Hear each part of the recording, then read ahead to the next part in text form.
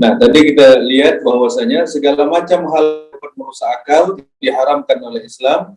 Kemudian ada ibadah-ibadah tertentu atau bahkan semua ibadah dalam Islam disyaratkan berakal pada saat kita melaksanakannya. Contoh apa, Bu? Salat. Salat salah satu syaratnya itu harus orangnya akil, berakal. Jadi kalau orang sudah tidak berakal, tidak usah dipaksa sholat. Orang udah lanjut usia, orang sudah sepuh banget, ya. Kadang-kadang dipaksain anaknya, buku sholat, pak semua. Nah, orang seperti itu di dalam syariat itu sudah mendapatkan dispensasi, sudah mendapatkan rukhsah. Tidak usah dipaksa dia untuk sholat. Kadang-kadang orang udah pikun, udah nggak tahu lagi, masih disuruh-suruh sholat. Akhirnya dia sholat nggak kapan-kapan. Waktunya udah nggak tentu, udah dipaksa-paksa. Padahal syariat sudah memberikan rukhsah, keringanan. Artinya syarat sah sholat itu harus berakal. Kalau akalnya sudah menurun fungsinya karena termakan usia, sakit, dan lain sebagainya, maka tidak boleh kita paksakan.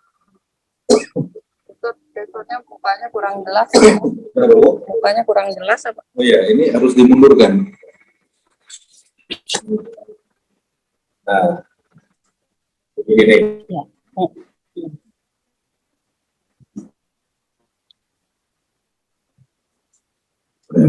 Nah, kemudian di dalam ayat ini banyak ayat-ayat yang menceritakan tentang masalah ini, di antaranya surat Al-Hud yang kita bicarakan ini. Jadi di akhir ayat 19 Allah Subhanahu wa taala menyebutkan tentang innama yatadzakkaru ulul albab. Sesungguhnya orang-orang yang mampu mengambil hikmah, mampu mengambil pelajaran, itu adalah ulul albab, orang-orang yang berakal. Orang-orang yang punya akal sehat, orang-orang yang memiliki pemikiran yang baik. Siapa mereka? Siapa orang-orang yang punya akal sehat itu? Satu, alladzina yufuna bi ahdillah wa la yanquduna al-mitsaq. Orang yang punya akal sehat itu adalah orang yang memenuhi janjinya dengan Allah dan tidak mengingkari janji. Ya. Jadi maksudnya gimana? Kalau senang ngingkarin janji itu artinya nggak waras, Bu. Ya. Kenapa? Karena ayat ini bicara tentang orang-orang memiliki akal. Ya, orang-orang yang punya akal, orang-orang yang punya akal sehat, itu satu cirinya dia akan menepati janji. Dia tidak akan melanggar janji. Makanya kita bersyukur pada Allah Subhanahu wa taala bahwasanya seorang muslim itu diperintahkan untuk selalu menepati janji dan tidak boleh mengingkari janji. Dan ini merupakan ciri khas orang yang berakal nomor satu. Ya, sebelum cerita yang lain, Bu ya, nomor satu orang yang berakal kata Allah apa? Orang yang memenuhi janjinya dengan Allah. Janji dengan Allah modelnya apa saja atau bentuknya apa saja? Janji kita dengan Allah itu salah satunya adalah yang paling pokok adalah ketika kita berjanji dengan Allah untuk hanya menyembah Allah saja. Itu kita janji sama Allah. Disebutkan di dalam surat Al-A'raf, surat 7 ayat 172. Surat 7 ayatnya 172. Bahwasanya kita berjanji kepada Allah ketika kita berada di dalam sulbi orang tua kita. Bahwasanya kita ketika Allah Subhanahu wa taala bertanya kepada kita semua, cikal bakal manusia, alastu bi rabbikum? Bukankah aku sebagai Tuhan kalian? Qalu bala. Benar, syahidna. Wa iz akhadha rabbuka min bani Adam, ketika Allah Subhanahu wa taala mengambil perjanjian Nah, Allah mengambil perjanjian dengan anak Adam min zuhurihim, ketika mereka berada di dalam sulbi orang tua mereka. Zurriyatahum, anak keturunan mereka, wa asyhadahum ala anfusihim, dan Allah meminta kesaksian atas mereka semua, alastu bi rabbikum, bukankah aku sebagai Tuhan kalian? Qalu bala syahidna. Semua orang pada saat itu mengatakan qalu bala syahidna, benar ya Engkau adalah Tuhan kami dan kami menyaksikan itu. Berarti semua manusia pada dasarnya itu bersaksi Allah sebagai Tuhan secara fitrahnya. Namun ketika mereka keluar dari rahim orang tuanya masing-masing, maka kondisi mereka akan berbeda-beda. Ya, kata Nabi dalam hadis, kullu mauludin ma min mauludin illa yuladu 'alal fitrah. Semua anak itu dilahirkan dalam keadaan fitrah, kedua orang tuanya lah yang membuat dia menjadi Yahudi, Nasrani, atau Majusi. Berarti paketnya dari Allah itu Muslim. Ya. Di agama fitrah, di agama yang suci. Nah, kemudian janji ini berbagai macam. Ada janji kita dengan Allah. Janji kita dengan Allah apa, Bu?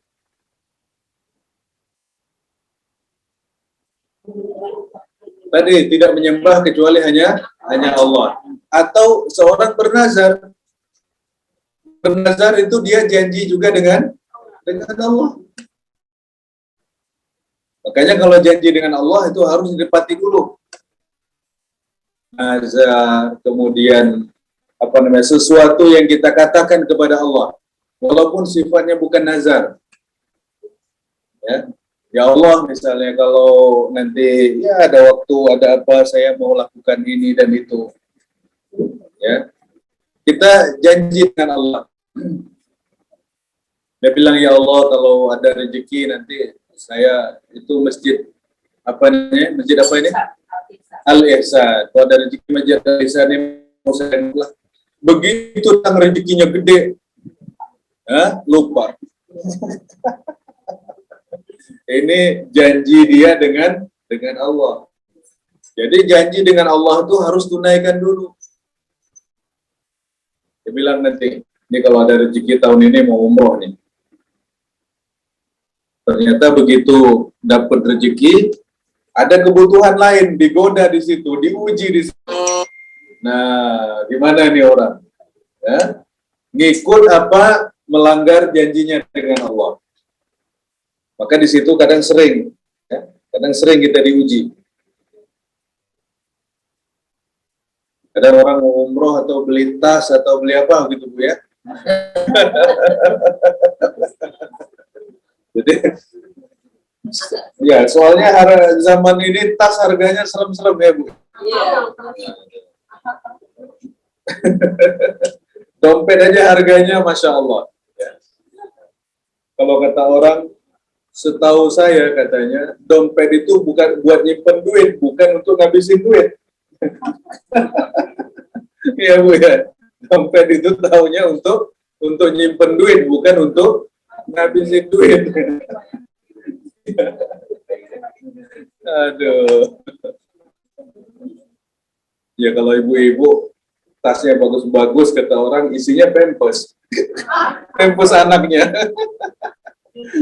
Cucu ya. Tapi tasnya Masya Allah mahal banget, tapi isinya pampers. Allah. Begitulah perkembangan dunia ini, memang macam-macam, berbeda-beda. Hajat manusia ini juga berbeda-beda. Nah, janji dengan Allah kita harus tunaikan itu, dan janji itu akan diminta tanggung jawab oleh Allah Subhanahu wa Ta'ala. Makanya kalau kira-kira kita tidak bisa untuk tidak berjanji, lebih baik jangan banyak janji, Bu. Ya, lebih baik jangan banyak janji. Nanti lupa loh. Ya Allah, kalau saya ini nanti saya itu, ya Allah kalau saya ini nanti saya gini, ya Bu ya. Nanti ternyata tiba-tiba lupa. Maka lebih baik kata ulama, kalau bisa tak bersumpah dengan nama Allah, lebih baik tak bersumpah. Ya. Takutnya kenapa? Nanti dia bersumpah atas nama Allah, malah melanggar. Atau misalnya kayak gini, dia janji-janji dengan Allah, ternyata malah dia nanti lupa. Makanya sebaiknya jangan janji-janji kalau kita khawatir nanti ya tak sanggup memenuhi. Ya kalau ada rezeki kerjakan, ada kesempatan kerjakan, kalau tidak tak usah berjanji.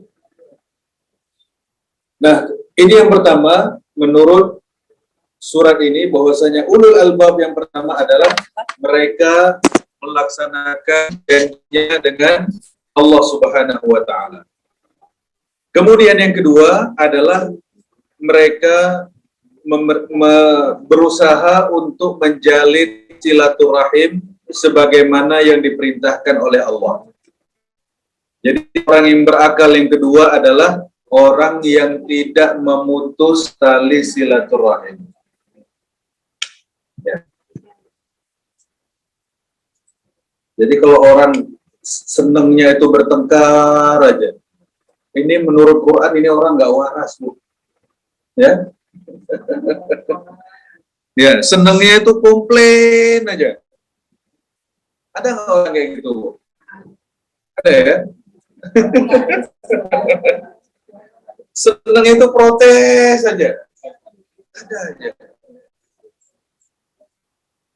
Apalagi yang paling empuk untuk dikomplain itu kepala negara. Masya Allah. Pagi, sore, siang, malam dikomplain. Ya?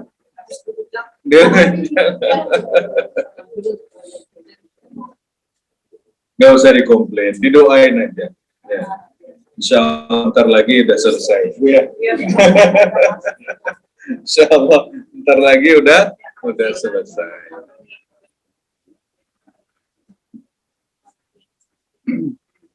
Memang memimpin itu susah, ya. Memimpin itu susah. Resikonya tinggi, ya. Resikonya tinggi. Jangan memimpin negara, jadi Pak RT aja repot. Iya nggak? Kalau memimpin negara, apalagi ya, banyak sekali ini hal-hal yang diprotes orang. Makanya kalau pemimpin itu adil dan kerjaannya banyak, kepalanya pusing, itu masuk surga duluan loh, Bu. Ini ya. Jadi kata Nabi tentang 7 golongan itu yang masuk surga duluan tanpa hisab atau yang mendapat keuntungan di padang mahsyar. Yang pertama itu imamun adil, pemimpin yang adil. Itu duluan yang masuk Islam. Nah,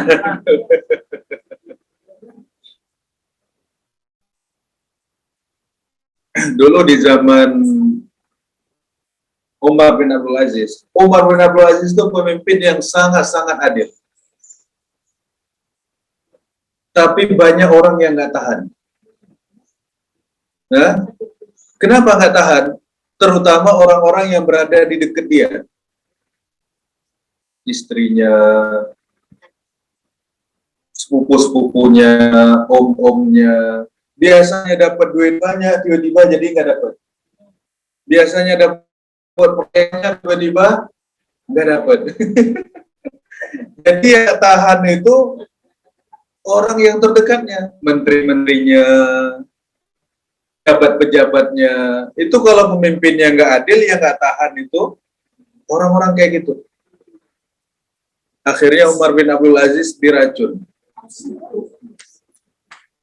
Tapi luar biasa. Dalam waktu 29 bulan, itu bisa menghilangkan kemiskinan di kota Madinah. 29 bulan aja, Bu. 2 tahun lebih dikit. 2 tahun 5 bulan. 2 tahun 5 bulan, semua kemiskinan warga Madinah itu hilang. Sampai-sampai ada orang yang mau bayar zakat, nggak ada mustahiknya. Saking suksesnya. Berhasil. Tapi pejabat-pejabat di sekitar dia nggak tahan. Kenapa? Itu. Hah? Umar bin Abdul Aziz. Ya. Umar bin Abdul Aziz, kata ulama, ini khalifah yang kelima, Bu. Setelah Abu Bakar, Umar, Utsman, Ali, yang kelima Umar bin Abdul Aziz. Saking hebatnya itu. Dan Umar bin Abdul Aziz ini adalah cicitnya Umar bin Khattab. Ya, masih satu keturunan.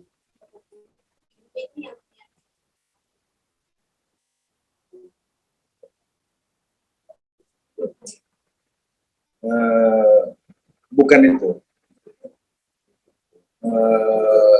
Itu peristiwa di zaman itu. Peristiwa di zaman itu ada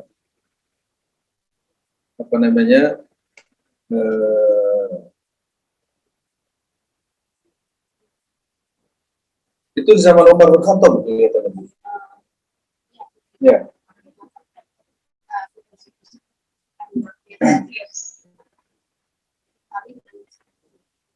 Iya benar, dari anak keturunan itu.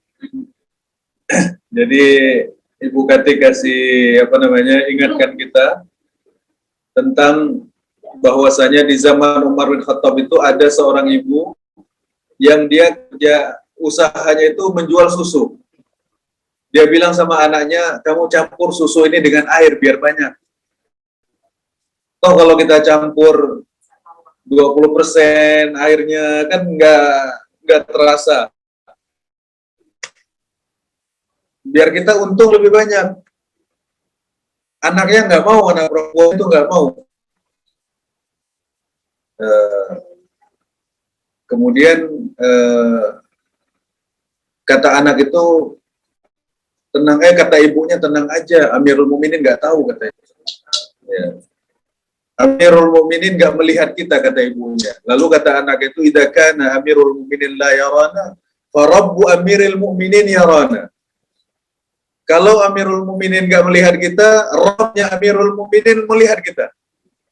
Wah, Umar bin Khattab langsung pulang ke rumahnya. Umar bin Khattab belusukan zaman itu, Bu. Begitu pulang dia ke rumahnya, dia kasih tahu, ini ada anak penjual susu, siapa yang mau menikahinya. Anaknya diem aja, nggak ada yang mau. Akhirnya kata Umar, nih kalau kalian nggak ada yang mau, aku ambil sendiri nih. Kata. Diancam dulu. Ya. Ini kalau kalian nggak ada yang mau, aku yang ambil, katanya. Akhirnya ada satu anaknya itu nikahi anak wanita penjual susu ini. Dari keturunan itu lahir Umar bin Abdul Aziz. Jadi memang anak orang bertakwa hasilnya juga takwa. Kadang-kadang begitu, Bu, dalam mengurus manusia yang banyak ini. Pemimpinnya adil, tapi yang samping-samping kanan kirinya ini kurang sabar, nggak suka. Kenapa? Karena biasa dapat proyek jadi nggak dapat. Biasanya dapat setoran jadi nggak dapat.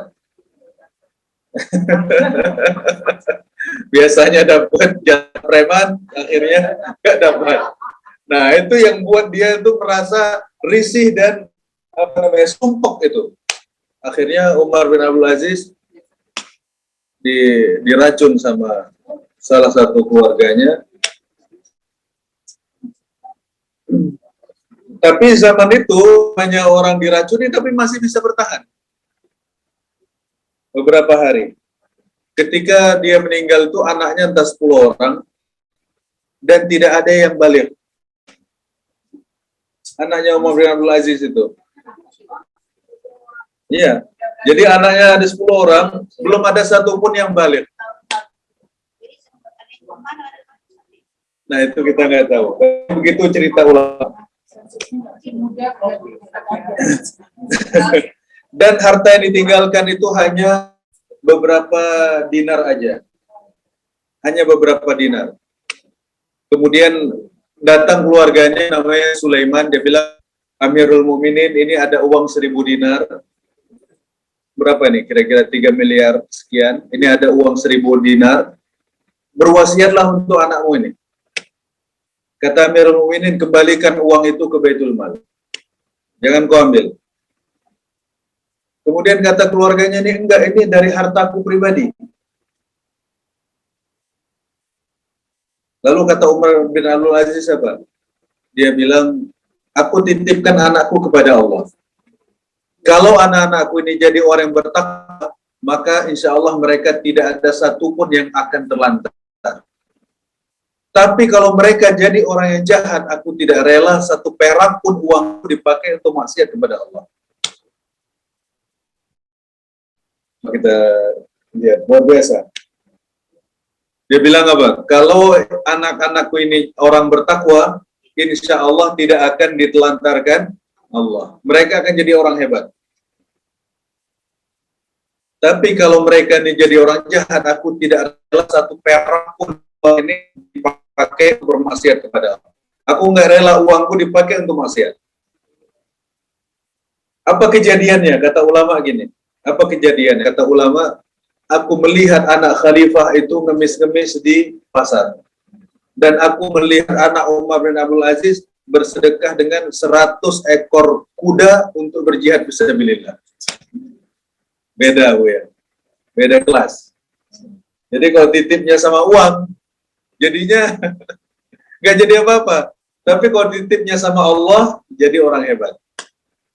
Makanya kadang-kadang anak muda sekarang ini terlalu banyak pikir duit gitu. Akhirnya nggak berpikir masalah kesolehan, ketakwaan, itu mereka nggak pikirkan itu. Padahal mereka itu bisa eksis sekarang itu karena kesolehan orang tuanya. Iya nggak, Bu? Ini orang tua nih, pengajian semua nih. Ini anak-anaknya tenang-tenang. Ya, Bu ya. Amin, insya Allah. Ya, karena kesolehan orang tuanya, anak-anaknya itu hidup tenang, bahagia, dijaga Allah. Nah, anak keturunan mereka gimana? Tergantung bapaknya yang sekarang.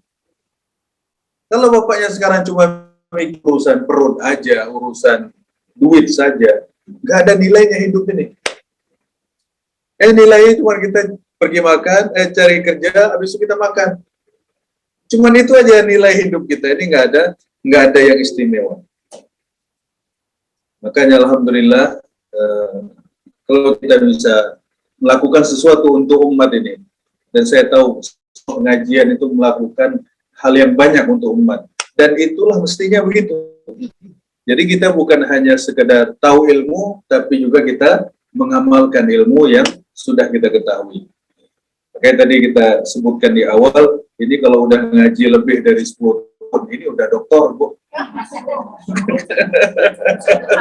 Iya, udah hatam. Harusnya ini udah ustazah tingkat nasional ini udah.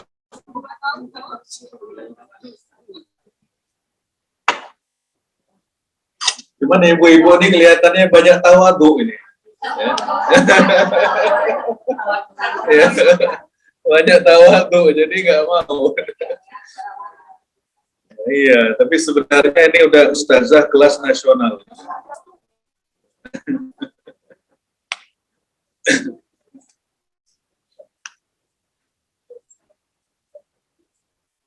Banyak loh orang-orang kadang nggak jelas entah di mana tiba-tiba muncul ceramah di mana-mana. Ada kan, Bu ya, yang modelnya jadi-jadian begitu.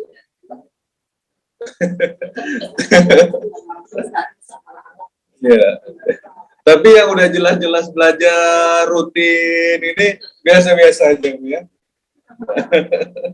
Tapi insya Allah yakin ibu-ibu ini sebagai penggerak umat insya Allah.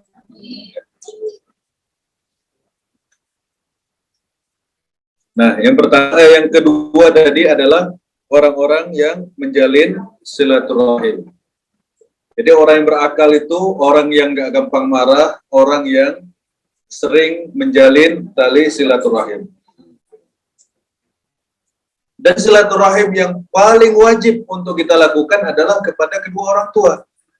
Kalau masih ada, Ibu ya, kepada kedua orang tua. Nah, anak-anak rajin silaturahim ke sana ke sini, tapi orang tuanya nggak ditengokin, nggak dikunjungin, nggak dilihat, nggak ditelepon. Percuma kalau bicara silaturahim, kalau orang tua sendiri aja tidak dikunjungi, tidak dilihat, tidak disapa. Itu silaturahim yang paling wajib, ya itu dulu. Sebelum dia cerita silaturahim yang lain, katanya untuk menambah rezeki, ya Bu ya, untuk memperpanjang usia. Orang tuanya ini dulu. Dalam sebulan berapa kali dia datang? Dalam sebulan berapa kali dia telepon? Ya, kadang-kadang orang tua ini nggak perlu apa-apa, cuman kadang perlu anaknya teleponannya, apa kabar Bu, masak apa, ya Bu ya? Hah? Kehadirannya. Hah? Iya. Iya. Supaya kita dapat menantu yang bagus. Nah, kan berarti kan posisi kita menantu nih. Kalau kita muamalah dengan baik dengan mertua, maka harapannya insya Allah kita dapat menantu yang baik. Ini semua akan kembali kepada kita masing-masing.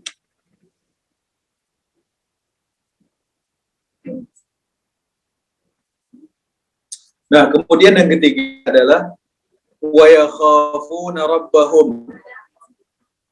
Nah, yang pertama tadi apa? Memenuhi janji Allah. Kemudian yang kedua silaturahim. Yang ketiga wa yakhafuna rabbahum. Mereka takut kepada Allah. Ya, orang yang akalnya sehat itu adalah orang yang punya rasa takut kepada Allah. Ya. Makanya kata ulama, orang yang jahil itu adalah orang yang nggak mengenal Allah. Kenapa dia berani kepada Allah? Karena dia tidak mengenal Allah. Semakin orang itu tidak mengenal Allah, maka dia akan semakin berani kepada Allah. Makanya kalau kita takut kepada Allah, kita akan berlari menuju Allah. Kalau kita takut kepada makhluk, kita akan lari sejauh-jauhnya dari makhluk.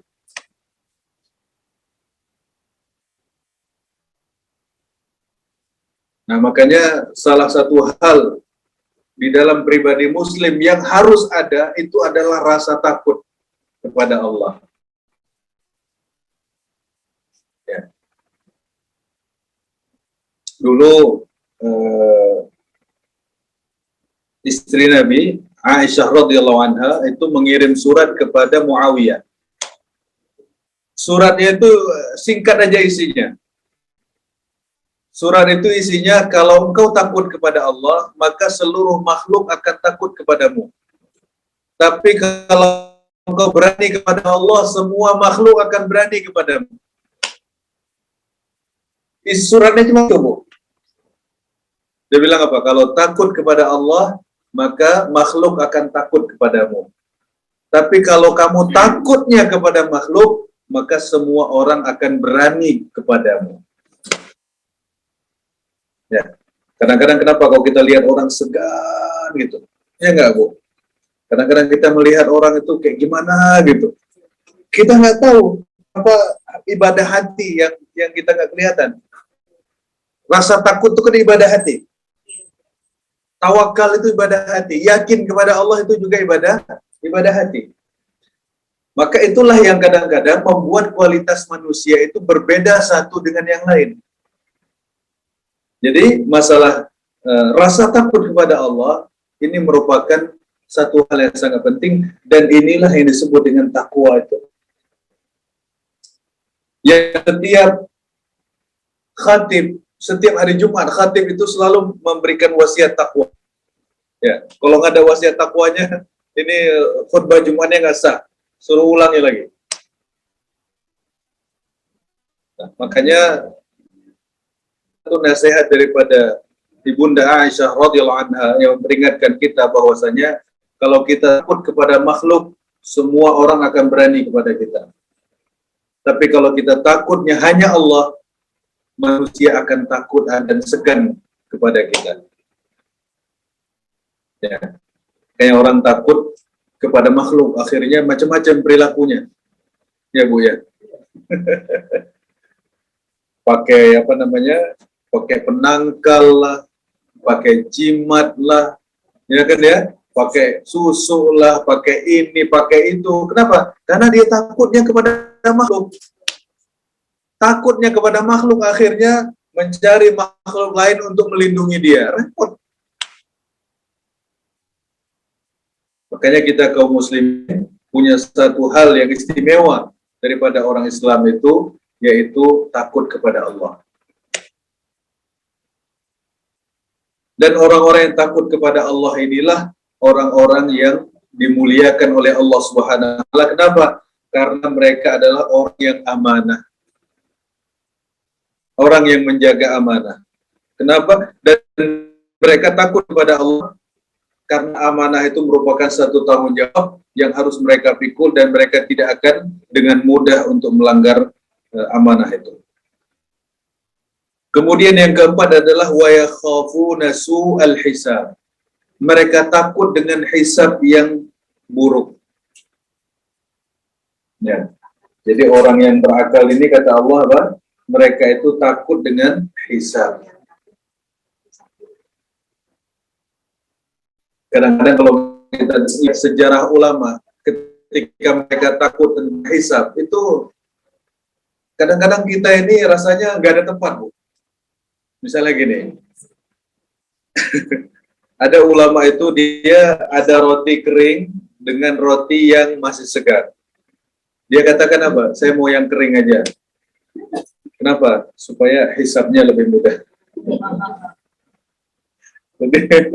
Jadi berpikirnya kayak gitu. Jadi ada menimba air dengan tangan atau ditimbakan tangan. Itu mereka memilih untuk menimba sendiri. Kenapa? Karena ini hisabnya lebih mudah. Saya kerjakan sendiri. Kalau ditimbain orang lain kan berarti saya lebih enak nikmat. Nah, nikmat ini ada hitungannya. Ada hisabnya. Jadi semakin manja orang itu semakin takut orang zaman dulu, Bu. Kalau sekarang ini, kalau bisa kita dimanjain semanja-manjanya. Dia diperlakukan seenak-enaknya dan senyaman-nyamannya. Harapan orang. Kalau perlu yang priority, Bu ya, prioritas punya. Tapi orang dulu tuh takut dia. Nah, nggak boleh ngantri, pokoknya itu istimewa banget, harus didahulukan, harus diapakan. Itu kalau ini hanya kita dengar sejarah aja, Bu. Kita dengar sejarah orang soleh dulu. Jadi mereka selalu berpikir apa? Semakin banyak nikmat yang saya dapat, berarti hisab saya semakin panjang. Semakin minim nikmat yang saya dapat, berarti hisab saya semakin sedikit. Kayaknya ada orang-orang yang berpikir itu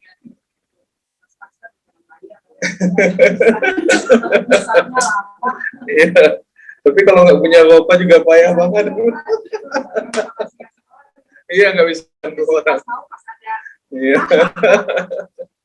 Jadi rezeki pas-pasan, Bu ya. Itu sejarah orang soleh. Artinya mereka itu takut dengan sesuatu yang sifatnya berlebih-lebihan dari dalam nikmat Allah. Tapi di zaman ini kan berbeda sudah. Orang kalau ada yang lebih mudah, kenapa cari yang susah kan gitu? Iya. Kalau ada yang nikmat, kenapa cari yang masalah? Kenapa cari yang sulit? Itu pikiran orang zaman ini. Tapi orang dulu itu berpikirnya beda. Kalau saya bisa dapat yang sederhana aja, kenapa saya harus mencari beban hidup? Jadi mereka nikmat yang banyak itu adalah merupakan satu beban. Kenapa? Hisabnya nanti panjang. Makanya Ali bin Abi Thalib radhiyallahu anhu pernah ditanya orang, wahai Ali, tolong ceritakan kepada kami dunia itu seperti apa? Lalu kata Ali bin Abi Thalib, kamu mau cerita yang panjang apa yang pendek?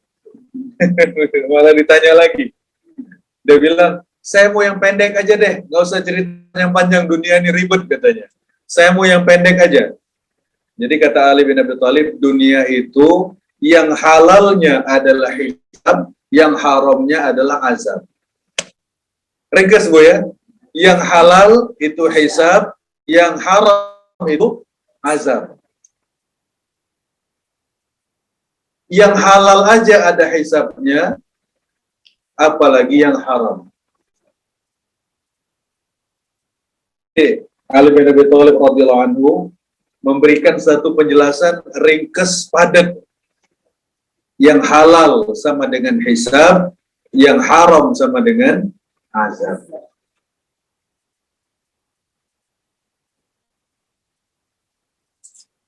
Makanya kalau orang dulu Bu, sedekah misalnya 1 juta, tiba-tiba dapat rezeki 10 juta, itu mereka takut. Takut, jangan-jangan ini amal soleh saya dibalas Allah langsung di dunia, takutnya nanti saya nggak dapat apa-apa di sana. Tapi kalau zaman ini itu success story. Ini miracle of sedekah. Allahu Akbar. Jadi macam-macam itu. Akhirnya diceritain lah ke sana kemarin berikan sekian, dapat sekian. Itu berbeda cara pandang generasi sahabat, generasi terbaik terdahulu. Mereka melihat itu sesuatu ujian dari Allah, sehingga membuat mereka tuh pengen ngasih lagi. Nggak mau aku ini, kasih lagi. Tapi kalau zaman ini dia cerita kemana-mana, namanya miracle of sedekah. Aduh, rasanya kita kalau model begini, Bu, gimana nasib kita ini?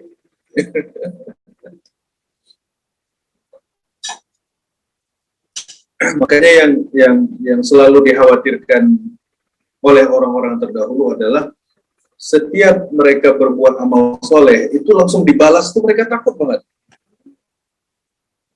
Takutnya kenapa? Dikasih cash di dunia itu takutnya. Kalau sekarang justru bangga ya. Kalau sekarang justru bangga. Dia habis sedekah 10 juta, tiba-tiba bisnisnya dapat untung 100 juta. Masya Allah. Ini apa? Ya. Tapi ya mudah-mudahan itu hanya DP aja. Ya Bu ya. Mudah-mudahan itu hanya DP daripada amal soleh. Kan Allah janjinya 700. Baru dikasih 10 kali. Ya mudah-mudahan sisanya disimpan oleh Allah. Mudah-mudahan. Tapi dalam hati orang-orang soleh terdahulu mereka berpikir bahwasanya ini adalah kebaikan yang disegerakan oleh Allah kepada mereka di dunia, dan mereka sangat takut jangan-jangan saya di akhirat udah nggak dapat. Lalu mereka memberikan lagi dan memberikan lagi supaya mereka tabung kembali apa yang dikembalikan oleh Allah Subhanahu wa taala kepada manusia itu. Kenapa, Bu?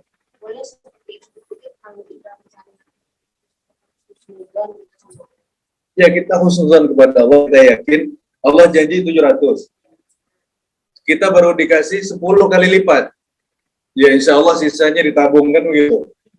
Tapi bagi orang-orang soleh terdahulu yang dikasih 10 kali lipat itu mereka nggak mau, mereka kasih lagi. Kenapa? Karena bukan tujuannya uang. Tujuannya itu mereka beribadah kepada Allah. Nah, apalagi kalau orang sedekah tujuannya supaya dapat duit. Aduh. Berniaga dengan Allah. Iya, berniaga dengan Allah benar. Tapi kan tak menuntut hasil harus sekarang. Ya kan? Kapan aja dikasih oleh Allah Subhanahu wa taala. Kadang orang kalau baru berbuat baik dibalas, itu tandanya apa, Bu? Tandanya Allah amat sangat tidak membutuhkan uang kita. Hah? Itu tandanya apa? Amat sangat tidak membutuhkan manusia. amat sangat tidak membutuhkan apa yang dimiliki oleh manusia. Allah tuh ghani, Allah maha kaya. Allah tuh mughni, Allah maha mengayakan orang. Saking Allah tidak butuh, kita kasih 1 dikasih 100. Saking gak butuhnya. Kalau kita butuh gimana, Bu? Kita kasih pinjam sama orang. Ya, tapi Allah nggak butuh. Allah tidak memerlukan itu. Sehingga kita kasih 1 dibalas 10. Dikasih kadang 100 kali lipat. Saking nggak perlunya itu kepada manusia. Tapi manusianya itu malah merasa bangga, merasa ini, merasa itu.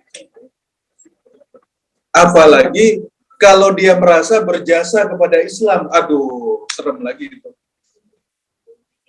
Ya. Hah? Kalau dia berjasa, waduh ini Islam berkembang di sini, jasa saya, la ilaha illallah. Kasihan orang kayak gini. Ya, dari Allah. Kita mau dai hebat kayak apapun, kalau Allah tutup hati manusia, enggak bakalan ada yang ikut. Nabi Nuh alaihissalam kurang apa hebatnya? Ulul azmi. Ya kan dia? Tapi yang ikut berapa orang? Hanya beberapa orang.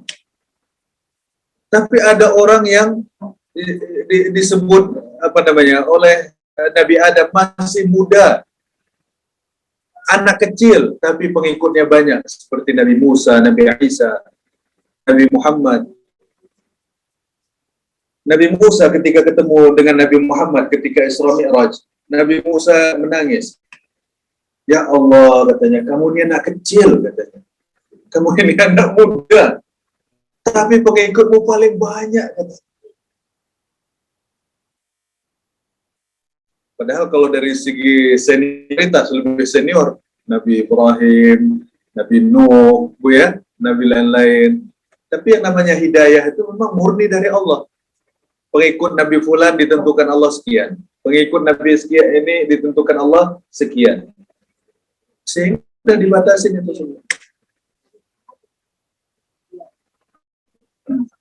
Ya. Makanya yang paling enak itu, Bu, kita beribadah untuk diri kita.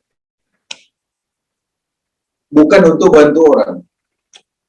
Kadang orang nih, sedekah nih saya bantu kamu. Bukan. Saya sedekah untuk membantu diri saya sendiri. Ada masjid nih misalnya butuh bantuan untuk renovasi. Kita datang situ kasih uang. Bukan untuk bantu dia. Kalau kita berpikir untuk bantu dia, kita akan merasa kita berjasa kepada masjid itu. Ya enggak, Bu? Nah, perasaan berjasa kepada masjid itu bahaya. Kita datang ke situ, kita bantu. Untuk apa nih? Ya ini tabungan saya. Untuk pribadi saya. Bukan untuk membantu ini, itu, dan lain sebagainya.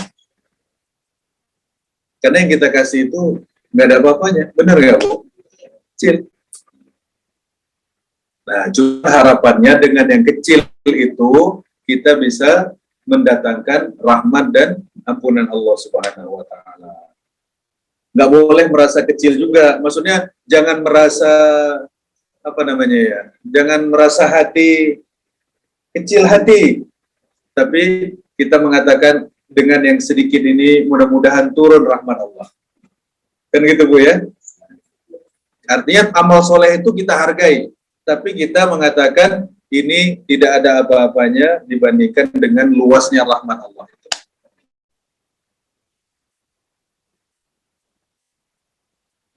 Jadi takut kepada Allah Subhanahu wa Ta'ala. Makanya kalau orang punya akal, itu dia ada rasa takut kepada Allah. Kalau akalnya udah nggak waras, itu dia sangat amat berani kepada Allah Subhanahu wa Ta'ala. Kemudian yang berikutnya, wa yakhafuna su'al hisab. Dia takut hisab yang berat.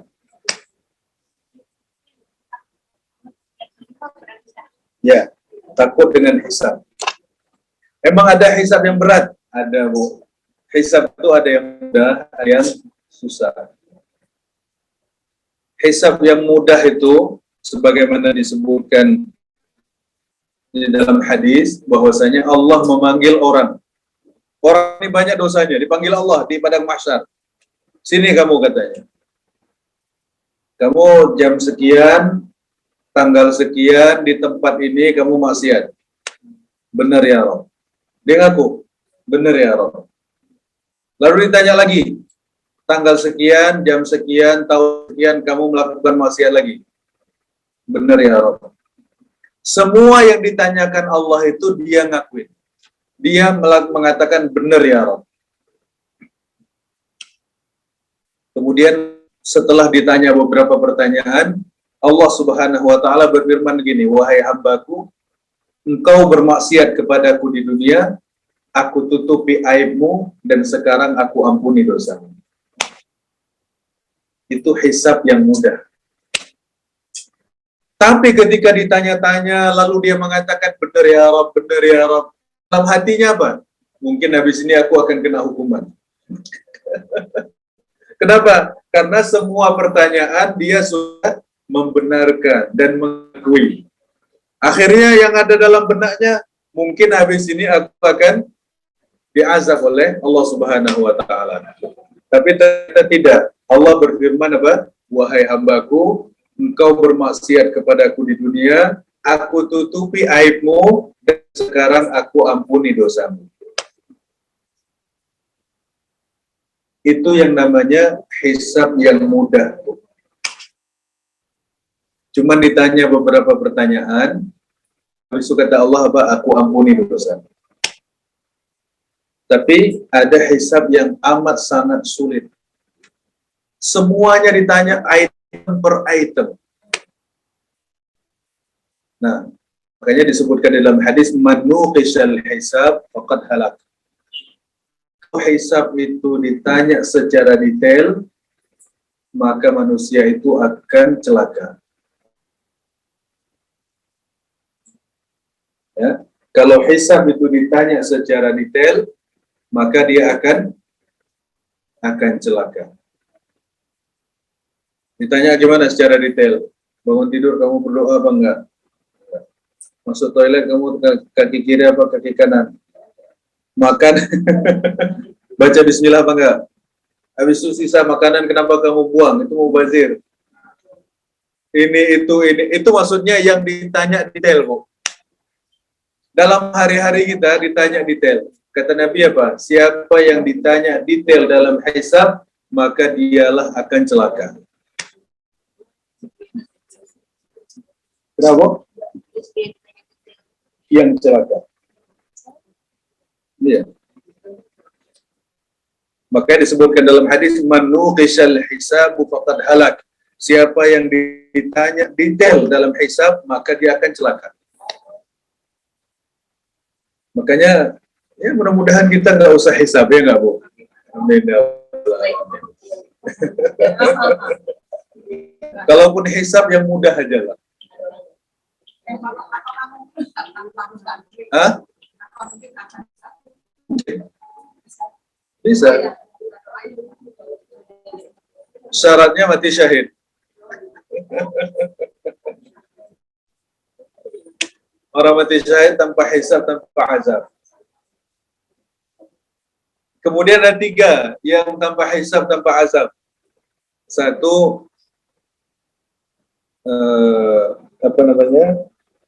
tidak melakukan tathayyur, tidak mengundi nasib, atau merasa ada sesuatu selain Allah yang bisa mendatangkan kesialan, atau sesuatu mendatangkan keburukan. Contoh misalnya, nomor rumah 4 itu sial, 13 itu sial. Itu namanya dia meyakini sesuatu selain Allah bisa mendatangkan kesialan atau keburukan. Artinya tauhidnya bermasalah. Jadi ini anak perempuan ini kalau dinikahkan dengan anak laki-laki ini hidupnya nggak tenang. Karena wetonnya beda. Kepercayaan gitu. Nah, itu namanya tathayyur. Iya, nggak boleh. Dalam syariat nggak boleh. Hari-hari, semua hari Allah bagus, insya Allah. Ya. Nah.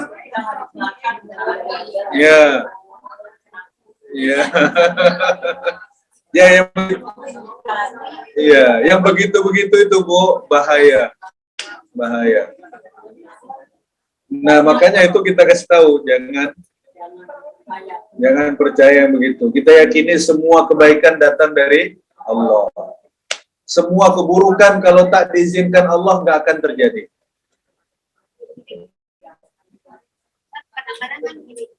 Hah? Hari baik pernikahan. Pertimbangannya apa? Ya kadang pertimbangannya ini dan itu. Bintang, tanggal lahir, gitu-gitu. Nah, itu bahaya. Pokoknya hari baik, hari libur, orang ada semua, keluarga bisa datang, insya Allah hari baik.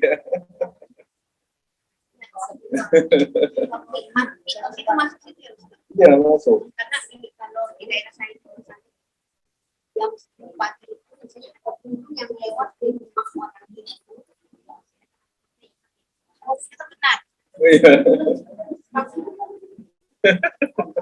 Itu kata, jadi orang tua di daerah saya itu paling takut kalau ada pengunjung gitu.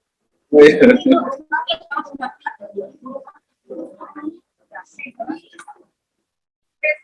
Yang dia tiba-tiba di jalan bangunan gitu tiba-tiba di jalan terus teriak. Oh, burung gagak apa? Ya gitu kita nggak usah percaya begitu. Ya itu tertidur ya. Ya jadi kita yakin aja kebaikan datang dari Allah. Pokoknya orangnya baik, calon laki-laki baik, calon perempuan baik. Bismillah tawakal Allah. Ya Bu ya. Nggak usah dihitung macam-macam. Nanti udah cinta setengah mati dihitung, oh nggak cocok katanya. Waduh, stres sama orang. Itu yang pertama yang Ya. Kemudian yang kedua, walai sarqun, tidak minta ruqyah. Tidak meminta. Tidak meminta ruqyah. Ini udah sering Bu ya. Tidak meminta ruqyah. Ruqyah sendiri aja atau dibawain orang nggak apa-apa, dianterin orang. Nggak apa-apa. Misalnya ibu ada teman sakit, ibu bilang dah ikut saya, mana? Ikut aja. Ya, anterin aja. Ayo. Iya, kita yang inisiatif, bukan permintaan dia. Bawa ke ahli ruqyah supaya diruqyah. Ruqyah itu boleh, cuman jangan minta. Kalau meminta hukumnya apa? Ya, bukan haram, tapi dia menyelisih yang lebih afdol. Iya. Kenapa? Nanti ibu-ibu kalau pusing dikit udah ingatan itu. Ya. Ada ketergantungan hati. Itu masalahnya. Kan kita dulu belum tahu belum ada ilmu. Jadi maksudnya kenapa ruqyah itu? Karena ada semacam kita tawakal sama orang. Jadi perasaan itu yang harus diatasi.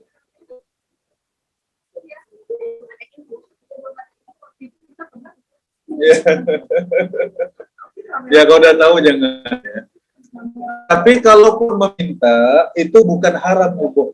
Ya, bukan haram. Hanya saja dia menyelisihi sesuatu yang lebih afdal. Kalau bahasa syar'inya khilaf afdal. Ya. Yang lebih afdal dia meruqyah diri sendiri.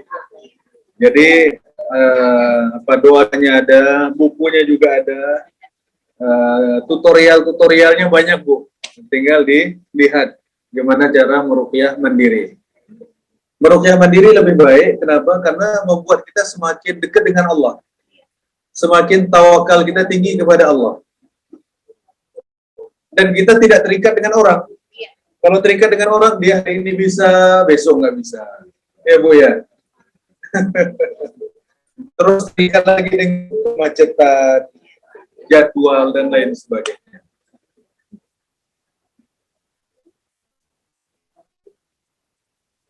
Jadi ada orang dihisab dengan hisab yang sulit. Tapi ada orang yang dihisab dengan mudah dan bahkan ada yang tanpa hisab. Nah, makanya kalau kita lihat orang di dalam hadis ini banyak di sini disebutkan bahwasanya ada orang-orang itu yang di kehidupan dunia ini nggak punya apa-apa. Tapi ternyata mereka itu orang-orang yang diberikan Allah kemuliaan masuk surga duluan.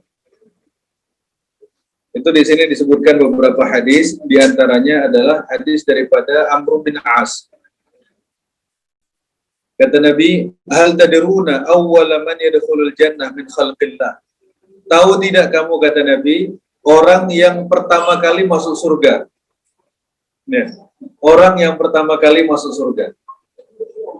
Kemudian kata Nabi, hum al-fuqara al-muhajirun. Mereka itu adalah orang-orang yang pertama hijrah dan mereka itu adalah orang-orang yang sangat miskin. Muhajirin yang fakir. Muhajirin fakir banget. Kata Nabi apa? Mereka itu kalau datang ke rumah orang, itu pintu rumah orang langsung tutup. Istilahnya itu, ya karena nampak fakir banget. Artinya tidak ada sesuatu yang membuat orang itu tertarik dengan dia. Kemudian kalau dalam perang, mereka itu pasti disuruh paling depan. jadi saking fakirnya, udah kamu depan aja deh katanya.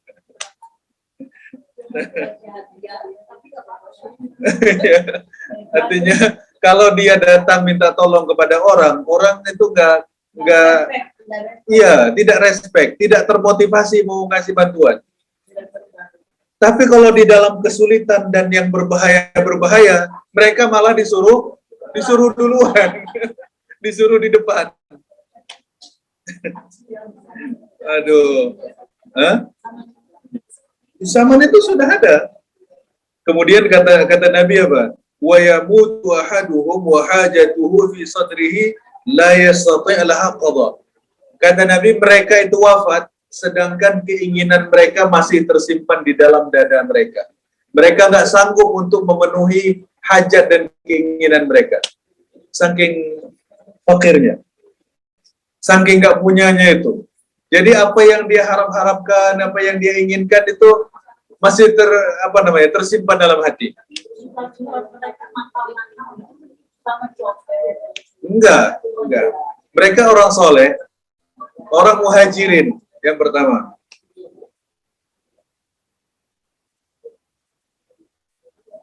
Tapi mereka masuk surga duluan.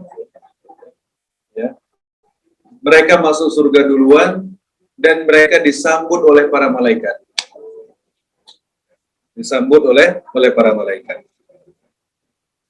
Di dalam hadis yang lain disebutkan istri mereka itu pun bukan orang-orang hidup di dalam kenikmatan.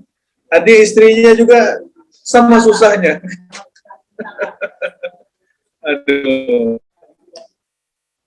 Tapi itulah Allah yang menentukan, Allah yang memilih.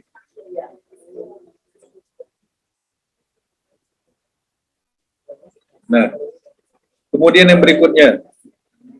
Sudah keberapa tadi ini? Sudah. Oh, yang itu ya, yang hadis itu. Kemudian wala yaktawun, tidak melakukan kai. Kai ini mengobati penyakit dengan besi panas. Tahu ya, mungkin itu ada teknik penyembuhan tertentu. Dibakar, di besinya dipanasin, lalu ditempelkan di kulit. Saya belum begitu ini tentang kai ini, mungkin ibu-ibu ada yang tahu. Kalau ada yang pakai besi itu sakit gini-gini. Wallahu alam ya, pokoknya dia tujuannya untuk menyembuhkan penyakit, tapi dia memberikan cedera di badan. Itu pengobatan zaman dulu. Sembuh, ya malah sembuh. Tapi itu membuat fisik terluka. Ya, itu dia. Ya, makanya kalau dalam pepatah orang Arab mengatakan begini, akhirud dawa al-kai. Obat yang paling terakhir itu adalah kai. Artinya kalau udah nggak ada cara lain, pakai itu. Belum ada virus ya. Iya, nggak ada.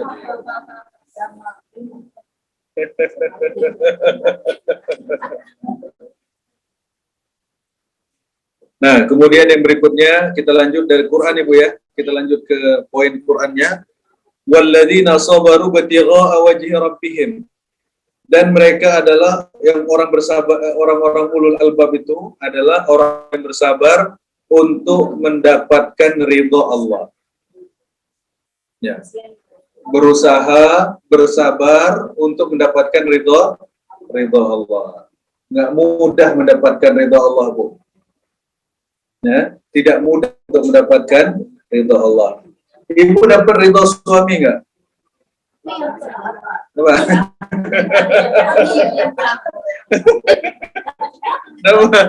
Udah tanya belum? Udah saling ridho ya?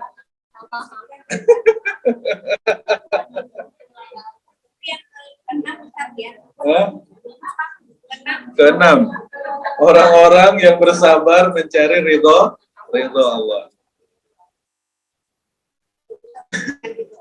Ya, seperti anak mencari ridho orang tua. Ya, sama seperti ibu-ibu mencari ridho suami. Ridho suami itu ridho itu, kecuali suami namanya ridho ya. Ridho terus ya. Kalau ini ada orang yang mencari itu suami itu di kampung berapa?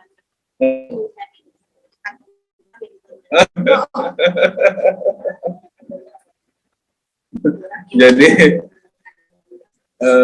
mencari ridho suami itu kadang-kadang ibu harus mengalah ini, mengalah itu.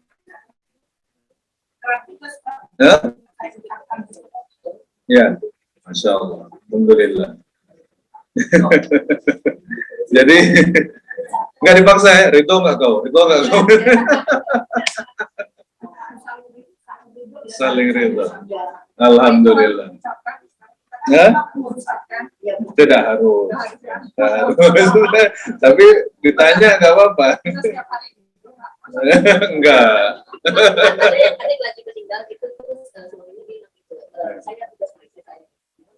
Oh iya. Iya, karena hadis yang mengatakan begini. Siapa wanita mana saja yang meninggal dunia dan suaminya ridho kepada dia, maka dia masuk surga. Ya. Jadi, makanya jangan diomel-omelin, Bu, susah dapat ridhonya. jadi kata apa namanya dalam hadis, wanita mana saja yang meninggal dunia dan suaminya ridho kepada dia, ridho dengan akhlaknya, ridho dengan budi pekertinya, dengan tingkah lakunya dan semuanya, maka dia masuk surga. Ya? Suami tak dituntut. Kenapa? Karena pemimpin itu susah diridhoi oleh yang dipimpin. Ya, Bu. Coba nih, rakyat kira-kira mudah nggak mendapatkan presiden? Kira-kira mudah nggak mendapatkan ridho rakyat? Biar jungkir balik tetap diprotes orang. Ya nggak, Bu? Nah, anak itu susah ridho pada kenapa? Karena anak protes terus.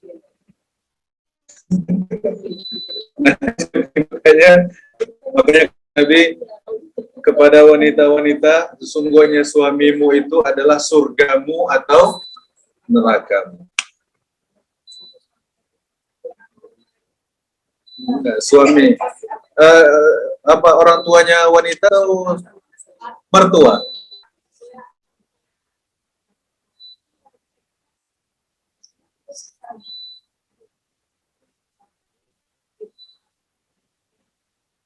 Maksudnya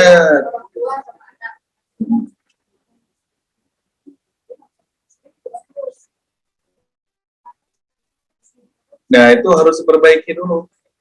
Ya, harus diperbaiki dulu. Karena itu berefek kepada anak keturunan kita. Nanti ngikut itu, pasti ada yang ngikut dari anak keturunannya, ada ribut dengan ibunya, ribut lagi dengan bapaknya. Itu harus diperbaiki dulu. Itulah tadi silaturahim itu tadi, itu maksud poinnya supaya memperbaiki hubungan antara orang anak dan orang tua. Itu seluruh hubungan di dunia ini, itu yang paling utama harus diperbaiki. Ya, saya ada banyak cerita orang konsultasi, orang curhat, ribut dengan orang tua sampai hari ini. Tapi saya lihat hidupnya sangat menderita. Sangat menderita. Saya bilang, udahlah, ikhlaskan aja lah. Ngapain kayak gitu? Sampai kesurupan, Bu. Kesurupan, bolak-balik rumah sakit. Maksudnya ngapain? Dipertahankan apa egonya. Nggak ada manfaatnya ribut. Itu mutlak anak pasti kalah. Lebih baik berdamai aja. Walaupun entah apa masalah, sudahlah. Dunia ini nggak lama. Ya Bu ya. Dunia ini nggak lama. Kalau udah masuk kita ke dalam lubang itu, selesai semua urusan. Dan kita nggak bisa lagi untuk meminta damai. Udah nggak berlaku. Meminta damai itu berlakunya hanya di dunia, Bu. Di akhirat udah nggak berlaku. Udah tutup buku, udah nggak lagi. Nggak ada lagi dihapus. Oh, nanti di akhirat kita kasihan, dah hapus saja deh. Nggak ada. Udah selesai. Ya, jadi itu dulu yang harus diperbaiki. Khawatir nanti ada anak keturunan kita yang dia masalah dengan kita. Kita nggak tahu, sekarang masih imut-imut, masih lucu kan? Iya, lama-lama. Entah 10 tahun lagi, entah 20 tahun lagi, na'udzubillah. Kita nggak tahu bagaimana keadaan dia. Tapi ada aja yang biasanya ngikut. Nah, wa aqamus shalah, mereka menegakkan salat, wa anfaqu mimma razaqnahum sirra wa alaniyah. Mereka berinfak secara sembunyi-sembunyi maupun terang-terangan. Wa yadra'una bil hasanati sayyi'ah. Yang keberapa ini sudah? Ya.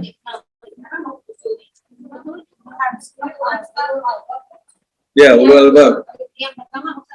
Yang pertama tadi menepati janji. Yang kedua silaturahim. Yang ketiga takut kepada Allah. Yang keempat takut pada hisab. Yang kelima sabar. Itu yang kelima. Oh, keempat. Ya.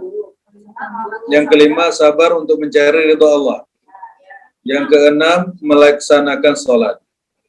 Yang ketujuh mereka bersedekah secara sembunyi-sembunyi atau terang-terangan. Keberapa tadi itu? Saya coba saya ulangi yang pertama janji. Yang kedua silaturahim, yang ketiga orang yang takut kepada Allah, yang keempat orang yang takut pada hisab Allah, bisa buruk. Terus yang kelima bersabar mencari ridho Allah. Ya. Yang kemudian yang kelima melaksanakan sholat, yang keenam keenam sholat. Nanti ketujuh bersedekah secara sembunyi-sembunyi maupun terang-terangan. Yang kedelapan membalas keburukan dengan kebaikan. Ini paling susah, Bu. Kita diajak orang, habis itu kita puji dia. Ya. Dia pelit sama kita, kita harus memberi kepada dia. Kita tidak dihormati, tapi kita hormati dia. Itu sesuatu yang berat. Tapi begitulah aturannya. Makanya dulu ketika Rasulullah itu diceritakan di dalam Taurat dan Injil, salah satu akhlak Rasulullah yang diceritakan dalam Taurat dan Injil itu apa? Bahwasanya Nabi itu kalau dijailin, dia tidak membalas kejailan itu. Justru dia akan sabar dan membalas kebaikan.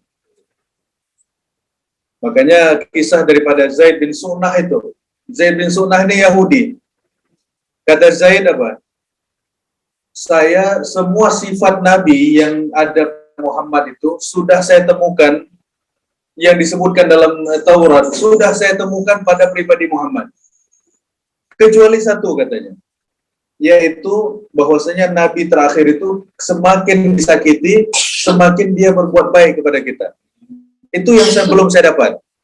Nah, terakhir si Zaid ini berusaha untuk mendekat kepada Nabi Muhammad, berkenalan, supaya dekat, dan lain sebagainya. Setelah itu, dia menawarkan pinjaman kurma. Muhammad katanya, saya ada kurma, kalau mau pinjam boleh, pinjam aja. Nah, sama Nabi Muhammad dipinjam kurma itu. Kasih waktu 1 bulan, nanti 1 bulan dikembalikan. Baru 3 minggu sudah ditagih. Ya, janjinya 1 bulan, tapi baru 3 minggu sudah ditagih. Ketika ditagih, kata Nabi Muhammad, kan kita 1 bulan janjinya, bukan 3 minggu. Kemudian kata Zaid ini apa? Memang kamu ini orang yang suka menahan-nahan, tidak membayar hutang. Kamu sama keturunanmu, kakek nenekmu sama semua. Tapi Nabi Muhammad diam aja. Umar bin Khattab marah, kamu jangan sembarangan ya sama Nabi ya. Lalu kata Nabi Muhammad apa? Wahai Umar, suruh aku supaya mengembalikan hutang dengan baik, dan suruh dia untuk menagih hutang dengan cara yang baik.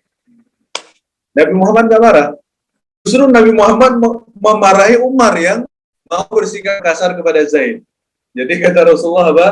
Suruh Umar, perintahkan aku untuk menunaikan hutang dengan cara yang baik, dan suruh dia untuk menagih hutang dengan cara yang baik. Kata Zaid apa? Wahai Muhammad, sesungguhnya seluruh sifat Nabi yang disebut, Nabi terakhir yang disebutkan di dalam Taurat, sudah aku dapatkan darimu kecuali satu. Bahwasanya Nabi terakhir itu semakin dizalimi, semakin dia berbuat baik kepada orang. Dan hari ini aku dapatkan itu. Lalu dia syahadat. Jadi sesuai dengan ayat ini, bahwasanya orang yang berakal itu tidak membalas keburukan dengan keburukan. Kalau keburukan dibalas keburukan, ini orang nggak waras. Ya. Ya. Zaid bin Sunnah. Kalau kita digibah orang, kita gibah balik ya, berarti nggak waras. Ya Bu ya, kalau kita diejek orang, kita ejek balik. Ini bukan ulul albab, bukan orang waras. Kalau kita diejek orang, kamu gini-gini, semoga Allah memberikan ampunan, semoga Allah kasih kamu rezeki yang banyak, biarin doain yang baik-baik.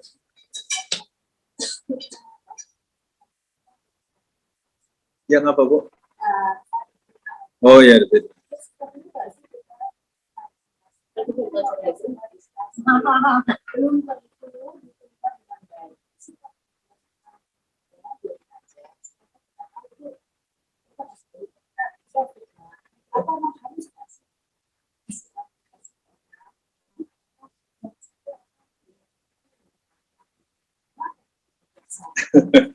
Sebenarnya kalau klarifikasi nggak masalah, ya, karena fitnah itu diharamkan karena itu berhubungan dengan kehormatan orang.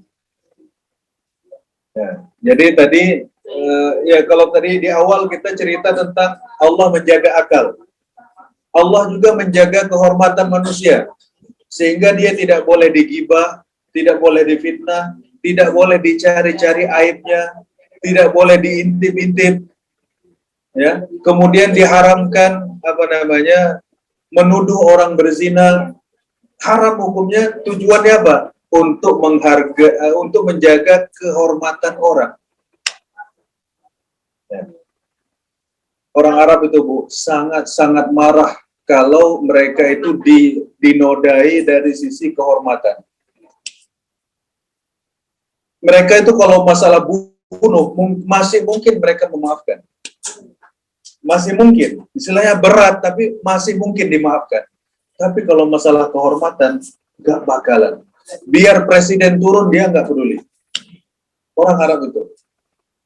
Jadi kenapa kalau kita difitnah, kita klarifikasi nggak apa-apa. Kita jelaskan aja yang dia bilang itu kenyataannya begini. Nggak lebih daripada itu. Kita nggak bilang, oh, justru dia, itu artinya kita menyerang balik. Ya, menyerang balik. Jadi menjaga kehormatan itu penting, dan bahkan termasuk salah satu tujuan syariat Allah itu, syariat Allah yang banyak itu, salah satu tujuannya adalah untuk menjaga kehormatan manusia. Tujuan syariat itu apa, Bu? Sekurang-kurangnya 5. Pertama, menjaga nyawa, menjaga jiwa,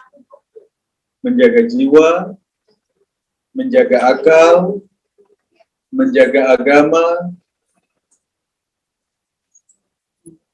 kemudian menjaga harta, dan menjaga keturunan. Ada 5 ya? 5. Tadi apa? Masih ingat nggak? Pertama, menjaga jiwa, menjaga akal, menjaga agama, harta, keturunan. Yang keenam, yang diakui juga keenam adalah menjaga kehormatan. Seluruh syariat yang ada, Bu, untuk menjaga 6 macam ini. Kenapa orang dilarang membunuh, dilarang apa? Untuk menjaga jiwa. Jadi ayat-ayat yang hadis-hadis, ayat-ayat yang menceritakan larang membunuh, itu kalau kita cari benang merahnya, ini tujuannya untuk menjaga jiwa manusia. Untuk menjaga harta gimana? Dilarang riba, dilarang berjudi, dilarang jual beli dengan cara yang curang, dilarang menipu, dilarang merampas harta, dilarang mencuri, dilarang korupsi. Itu tujuannya untuk menjaga harta. Jadi syariat Allah yang banyak itu dari Quran atau Sunnah itu untuk menjaga 6 itu, Bu. Untuk menjaga keturunan disyariatkannya menikah, diharamkannya zina. Ya. Kemudian ada warisan dan lain sebagainya, itu untuk menjaga keturunan.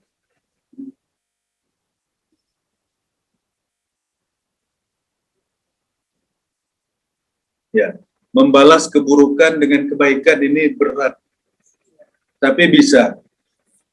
Ya, bisa diamalkan, insya Allah. Tapi kalau begini kan kadang saya kasusnya keseringan gitu. Kalau misalnya kita makan, berbuat lagi dia seperti itu karena kehormatan kita selalu. Nah kalau kayak gitu, misalnya kita sudah mau memaafkan tapi sudah menjaga jarak dengan dia, bukan memutuskan silaturahmi karena takut nanti kita berulang lagi dia begitu kali-kali gitu loh. Jadi lebih baik kita menghindar karena itu sudah habit dia gitu. Ya, memang ada orang yang modelnya kayak gitu. Kasihan, kualitas orang gitu. Kualitas orang. Ya sudahlah. Kalau kita nggak terima, boleh lapor polisi, nggak masalah. Karena itu bagian daripada menjaga kehormatan, menjaga harga diri. Nah, kemudian yang terakhir, ayat yang terakhir. Kalau yang ini tadi, sampai berapa tadi, Bu? Hah? Sampai akhir 6. Enggak, menjaga yang ayat, yang pembahasan utama 8. Nah, kalau 8 ini kita kerjakan, hadiahnya di ayat yang ke-23. Jannatu Aden yadkhulunaha. Mereka akan masuk surga Aden. Nah, mereka akan masuk surga Aden. Surat Ar-Ra'd tadi. Lanjutan ayat tadi, Bu. Wa man salaha min abaihim wa azwajihim wa dzurriyyatihim Bukan hanya mereka saja yang masuk, tapi ayahnya, pasangannya, dan anak keturunannya.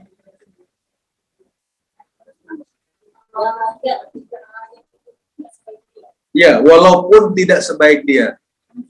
Kenapa begitu? Karena Allah memuliakan manusia dan menyempurnakan kebahagiaan orang itu tadi dengan mengangkat derajat saudara-saudaranya yang derajatnya di bawah dia.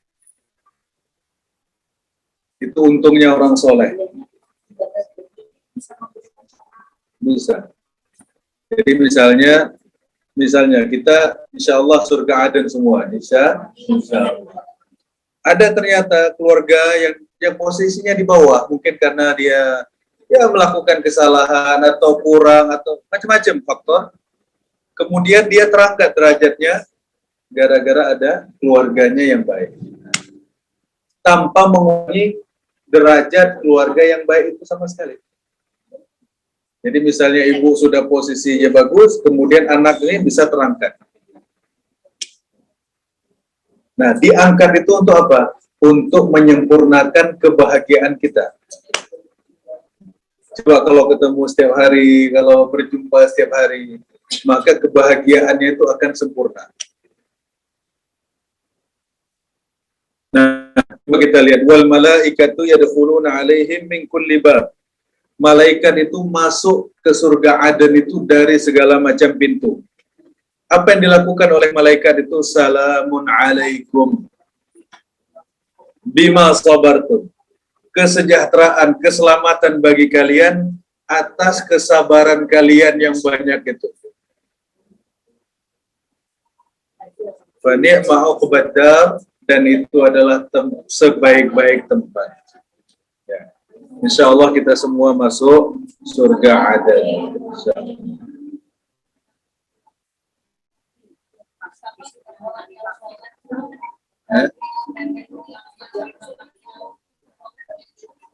Ya, jadi kesolehan itu bisa mengangkat derajat keluarga yang lain.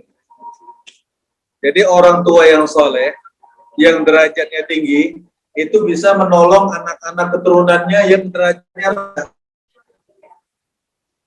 Makanya beruntung kalau punya orang tua soleh sama soleha. Ya. Kalau derajat kita agak kurang-kurang dikit bisa terangkat.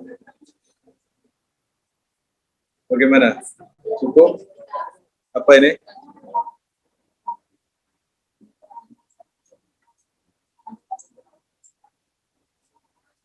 Udah tadi ya? Cukup? Belum? Ada yang mau ditanya? Silakan kalau ada.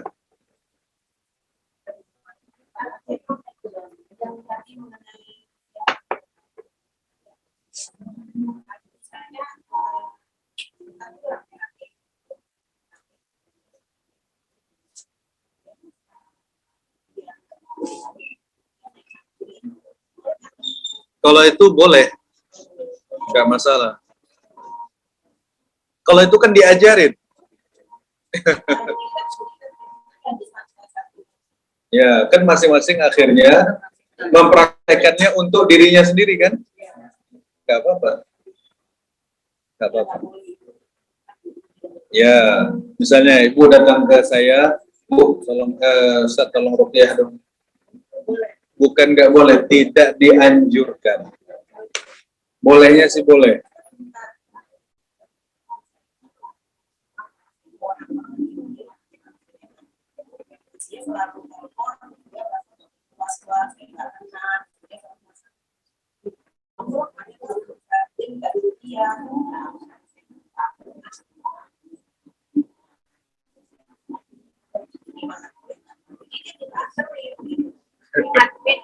Ibu aja anterin. Kamu kenapa ini meriang-meriang apa? Udah sini ikut saya. Nggak apa-apa. Ibu yang bawa nggak apa-apa.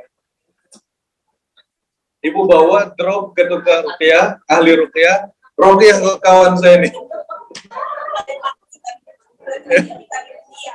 Hah? Enggak, kan ibu yang bawa. Enggak, ibu yang menawarkan.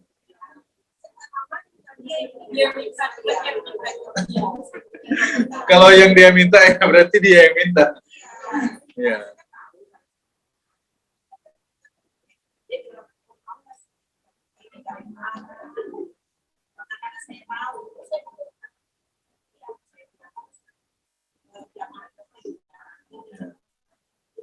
Intinya status hukumnya itu bukan haram.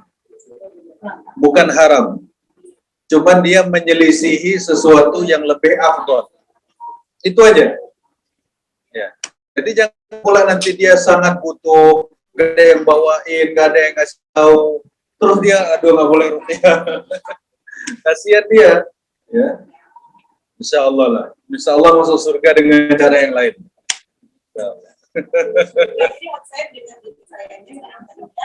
Nggak apa-apa. Boleh, insya Allah. Gimana? Ya, silakan. Bagaimana, Bu? Takwa itu secara harfiah artinya takut. Takwa itu artinya takut. Artinya orang yang bertakwa adalah orang yang ada rasa takut kepada Allah.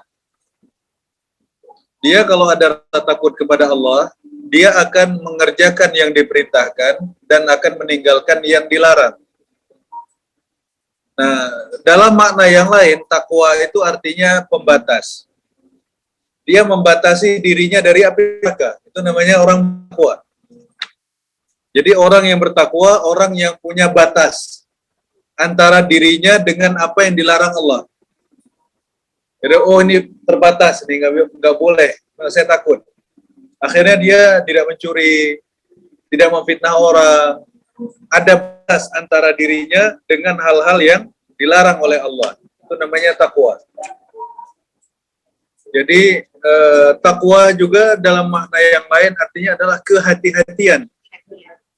Kehati-hatian, tidak serampangan, tidak dengan mudah melakukan segala sesuatu. Kalau dia berkata, dia akan berpikir, hati-hati, kira-kira kata-kata saya ini nyakitin orang apa tidak? Kira-kira kata-kata saya ini melukai orang apa tidak? Kalau saya belanja ini dan ini, kira-kira saya perlu atau tidak? Saya butuh atau mubazir? Jadi selalu orang itu punya, bukan was-was Bu ya, tapi dia punya perhitungan sendiri untuk kemaslahatan akhiratnya. Ya, sifat kehati-hatian, takut, kemudian sifat kehati-hatian, kemudian dia membuat batas antara dirinya dengan apa yang dilarang oleh Allah Subhanahu wa taala. Tawakal itu artinya bersandar kepada Allah. Tawakal itu artinya dia bergantung hanya kepada Allah. Tidak bergantung kepada materi, tidak bergantung kepada manusia, tidak mengandalkan kemampuan duniawinya. Jadi segala sesuatu selalu yang diandalkan itu Allah. Walaupun harta dia punya, jabatan dia punya, pengaruh dia punya, tapi dia tidak mengandalkan itu. Yang dia andalkan itu adalah Allah. Karena manusia itu kalau mengandalkan makhluk, apakah bentuknya jabatan, harta, dan lain, itu manusia yang lemah. Tapi kalau dia bertawakal kepada Allah, bersandar kepada Allah, bergantung hanya kepada Allah, itu makhluk manusia yang kuat. Jadi kita tergantung, kita bersandar kepada siapa? Kalau kita bersandar kepada dunia, dunia itu lemah. Kalau kita bersandar kepada Allah, Allah besar. Jadi kalau ada masalah, jangan curhat aja kerjanya. Apalagi update status, itu orang lemah itu. Kalau ada masalah tuh banyak doa, ya Allah gitu. Iya Bu ya. Ini ada masalah dalam keluarga, 2 menit kemudian udah muncul di status. Orang butuh belas. Saya katanya Bu ya, nggak butuh belas. Hah? Iya. Itu doaif itu. Itu orang doaif. Ya, sangat lemah. Secara apa namanya? Secara jiwa itu lemah.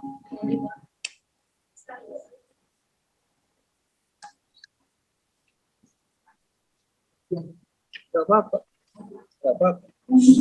Justru itu kita termotivasi untuk memperbanyak doa. Alhamdulillah doa kemarin dikabulkan Allah. Minta lagi ah. Gak apa-apa. Walaupun kita sudah punya segala macam, tapi tetap harus berdoa. Kenapa? Karena doa itu ibadah. Doa itu bukan tujuan minta, bukan. Minta itu dikasih, nggak dikasih itu urusan Allah. Tapi berdoanya itu kita disuruh. Seperti Allah menyuruh kita sholat, seperti Allah menyuruh kita puasa. Jadi Allah menyuruh kita berdoa, seperti Allah menyuruh kita sholat. Artinya kalau kita nggak berdoa, kategorinya kita orang sombong. Kata Nabi dalam satu hadis, man lam yas'alillah yaghdab alaih. Kalau dia tidak minta kepada Allah, Allah murka sama dia. Allah marah sama orang itu. Kenapa? Ini orang sombong.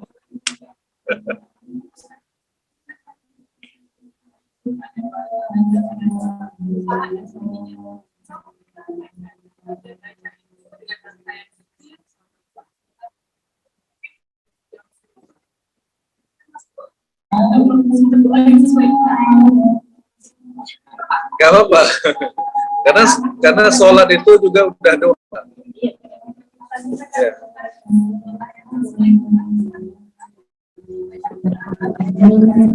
Ya.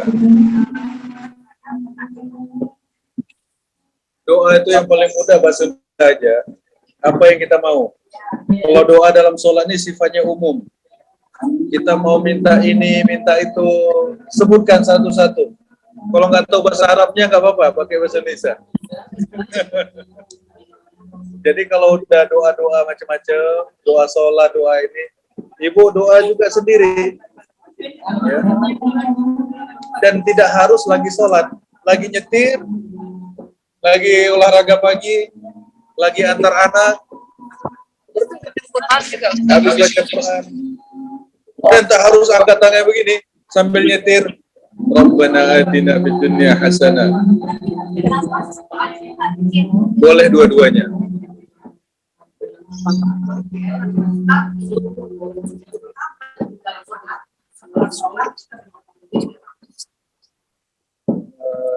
Bagaimana? Nggak usah diganti ya? Udah mati nggak usah diganti. Ganti nggak?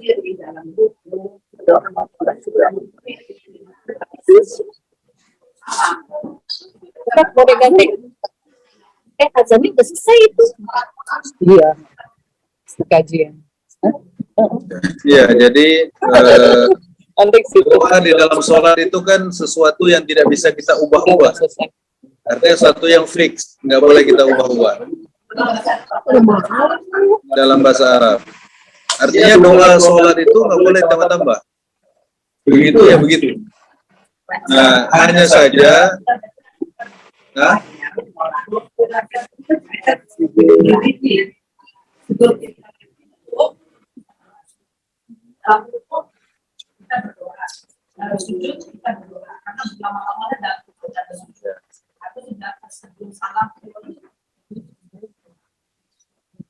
ya, doa dalam sholat itu, para ulama itu mengulang-ulang doa yang dianjurkan.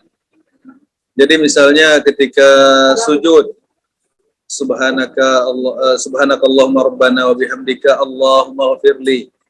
Kita baca doa itu. Atau subhana rabbiyal a'la, subhana rabbiyal a'la. Itu kita anjurkan untuk diperbanyak. Terus kalau doa-doa yang lain gimana? Meminta harta, meminta ini, meminta itu, minta sehat, boleh nggak dibaca di situ? Anjuran ulama jangan dilafazkan dalam hati. Kenapa? Karena kalau sholat itu doa-doanya sudah ditentukan. Doanya ini. Nanti kalau kita tambah doa lagi takut nambah acara sholat. Jadi doanya yang dijadikan dalam sholat itu adalah doa yang sifatnya sudah fix, doa sholat. Di dalam sujud Ya, di dalam sujud kita boleh berdoa lebih panjang, tapi kita sebutkan dalam hati.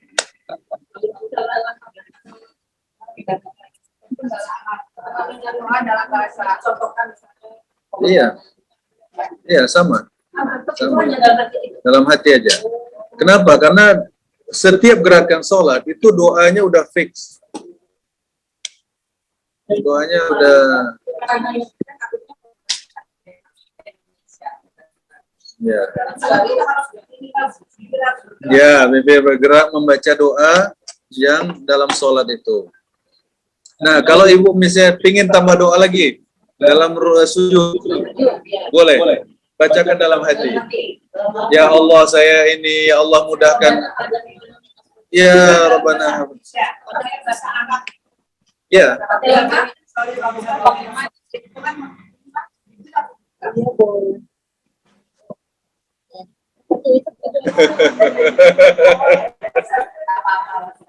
Ya. Bagaimana? Masih ada lagi? Cukup ya? Ini apa ini tadi? Mendoakan orang yang sakit. Ibunya Ibu Kania, Ibu Lin Malina binti warga Sujatma. Kemudian cucu dari jamaah Bunani, Razka Syafa Narendra Bindani Setio Hadi. Kemudian Ibu Cini. Bismillahirrahmanirrahim. Kita doakan mereka semuanya yang sedang sakit. Mudah-mudahan Allah Subhanahu wa taala memberikan kesehatan, diangkat penyakitnya dan diberikan kesehatan yang sempurna. Amin ya rabbal alamin. Bismillahirrahmanirrahim. Allahumma shalli ala Muhammad wa ala ali Muhammad kama shallaita ala Ibrahim wa ala ali Ibrahim wa barik ala Muhammad wa ala ali Muhammad kama barakta ala Ibrahim wa ala ali Ibrahim fil alamin innaka Hamidum Majid. Allahumma inna nas'aluka salamatan fid din wa afiyatan fil jasad wa ziyadatan fil ilmi wa barakatan fil rizqi wa taubatan qabla al maut wa rahmatan 'inda al maut.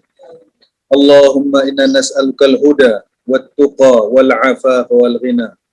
Allahumma rabbun nas ashfihim anta shafi la shifaa'un illa shifaa'uk shifaa'un la yughadiru saqama. Allahumma rabbun nas ashfihim anta shafi la shifaa'un illa shifaa'uk shifaa'un la yughadiru saqama. Allahumma inna nas'aluka bi asma'ikal husna wa sifatikal 'ula an tashfiyahum. Allahumma inna nas'aluka bi asma'ikal husna wa sifatikal 'ula an tashfiyahum. Rabbana atina fid dunya hasanah wa fil akhirati hasanah wa qina adzabannar walhamdulillahi rabbil alamin.